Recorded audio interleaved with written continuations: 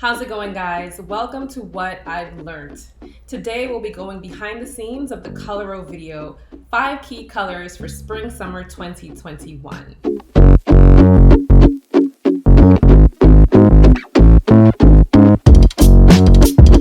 My name is Chris and I am a video creator for Essential. This took the brainpower of not one, but 2 of my colleagues. Charlotte Tatham, she is one of the video creators here at Essential, and Jordi Martinez, he's a creative lead. So let's jump right in. You guys, as I watch this video, it puts me in a trance. Everything from the sound effects to the colors, obviously because it's a Coloro video, to the different shapes of each color scheme. I love how it combines, in my opinion, an airy feel mixed with sci-fi, and then it promotes the beauty of nature. You guys did truly an amazing job. I just want to tell you that I love the video. Thank you. So this project took 6 weeks to complete. I want us to break down each week, starting with week 1. What happened there? Week 1, if I remember correctly, was we received the brief from them.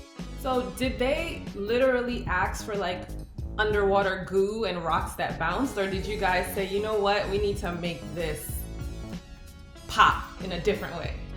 They didn't really ask for anything specific at all. It was just, the brief pretty much was, we have these 5 key colors and we want to represent the mood of why we've chosen each of these colors, and the story throughout them, which was about athleisure in this case.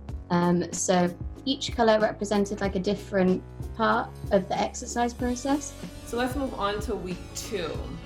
The week 2 was making sure that we got the right people for the project, that we assembled the right team. And that started with getting a producer, and we had Akina on our team. She was on an internship, but Charlotte knew her from before and she knew that she was an amazing producer already. That then moved on to 2 different elements. So we were mixing the digital world with the physical world, and that meant we needed to shoot the environments and we needed to create a digital character to be embedded in them. So I worked previously with Ruben Ruye, which is an amazing 3D designer and animator from Spain. We also got in touch with Brian Gavigan, which is an amazing DP that we have already worked with before. It's always good to have a few people in your Rolodex, the good go-to people, because they will always come in handy, for sure. I think the other thing that the other part of the team that we missed out is SoundNode for sound design, who now have become a part of the Essential video team Rolodex pretty much. Anytime we need sound design, it's SoundNode, because they're really good at it. It makes the video come to life. So yeah. The sound is everything. That's the first thing that captured me, and then it was the visuals. It was just okay, what am I watching? But the sound was wow. Yeah. So week 3. Started location scouting, realizing that we couldn't shoot in the sea, we couldn't shoot in the forest because we didn't have money. So it's 5 different colors. So originally we wanted 5 different locations, but as we slowly realized, number 1, London shooting, very expensive. Did you know car parks are the most fucking expensive thing to film in for no reason? All too expensive, so basically we just had to pick which ones could work for us to shoot with and then create solutions for the other ones. So Good Grey, for example, doesn't necessarily look like it, but the entire background is done by the 4D designer, so it's nothing to do with any shooting at all. The most important thing of week 3 was problem solving. There was a great creative challenge there posed by the lack of budget and time especially, and we needed to solve it. Tell me about the character development process. Each color was its own thing, had its own personality. How did that come about? How did you guys choose which character for which color? I would pretty much say that a lot of the character was decided by WGSN and Coloro. Jane Body, who is the head of color, had a lot of ideas about the feeling of the color. Because it's something that particular, you know, as a 3D character. It's like a shape that has its own life, so we couldn't find the right references for the 3D designer to understand what we wanted. So I think that was one of the other challenges that we had, is how do we translate, because in our minds, that's something that I remember we were talking about it, in our minds we knew exactly how the character should look like and behave. It was not only what it looked like, but how it behaved, because it being related to a specific phase on the sport activity, it needed to behave not only in that sense, but also in a sense that made sense with what the character nature was. In week 4 we also had the shoot. There was 2 colors that we shot on Saturday, and we had the help from Jose from our team, which is the live streaming manager, coming up to help on the production, because especially Oxyfire had some complexity in the lighting. We needed to play with a lot of lighting elements, which were neon tubes that we had placed throughout the columns, and that was quite a complex scene that, you know, we needed to be both of us focused on the camera and on the image, and couldn't be changing lights in that sense. So that was a really helpful to have Jose, apart from of course Akina.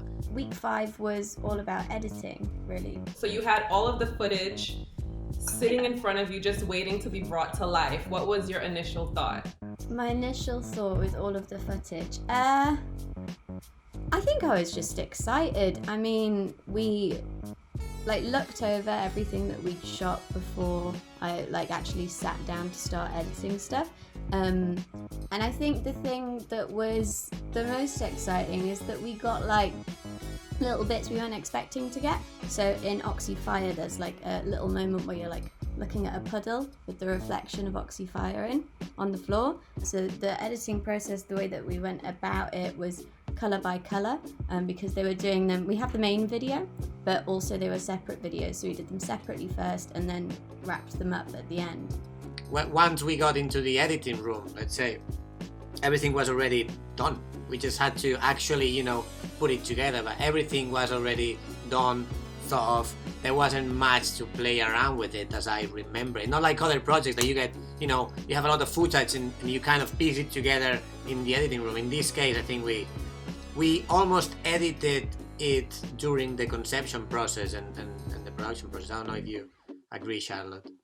That's like basically me saying that because you edited it, so you didn't really do that much. Something that changed, that was a challenge in the edit process, was the fact that we needed to include the names of each of the colors. Figuring out a way that each of the transitions were natural, that weren't overpowering the simplicity of the stuff that we had already. We didn't want to just cut between each color, and you can see that when you watch the edit. We do little tricks in between. We kind of make it look like it's on a camera at some point. Data mosh stuff. We did data moshing. There was a lot of experimenting, because we wanted it to feel natural and organic and not take away from the main point of the video. So lots of experimenting with the graphics as well, and that's where Lisa, motion graphics on the team, helped us a lot. But yeah, so I think those things were quite tricky, because it was such a neat, simple idea that we had. So to fit in the information afterwards is a little bit how do you piece it together? It's true that we came up with it on the editing room, and it was later just what if we make the natural world become a little bit digital? What if we make it glitch? What if we see the matrix and we create that element of confusion between, the natural world is not that natural. That's why I felt sci-fi-ish, because I saw the numbers. I'm like, what is that? And then it disappears, and I'm like, okay. Thought I saw something. It was kind of messing with me.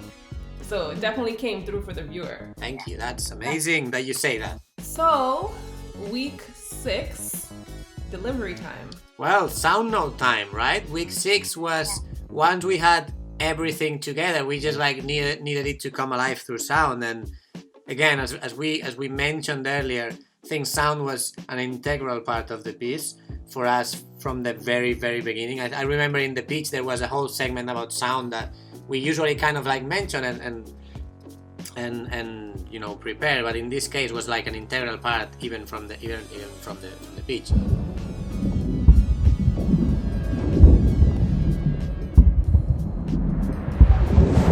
All right, so now you got the video back with the sound effects on there. Time to hand it off to Coloro. How was it received by Coloro and by the public? When we delivered to Color, like the initial reaction from them, which it was, I was gonna say it was not surprising because we're fucking amazing, but they were no, I'm just kidding. No, you're not. Not really. They loved it. They really loved it. That's the truth, and we were really happy, I think, with the results. It was a project that we were quite proud of. So when we delivered it, we were really proud, and they reacted in a way that we were expecting. Happily Ever After also translated into the public reaction from it.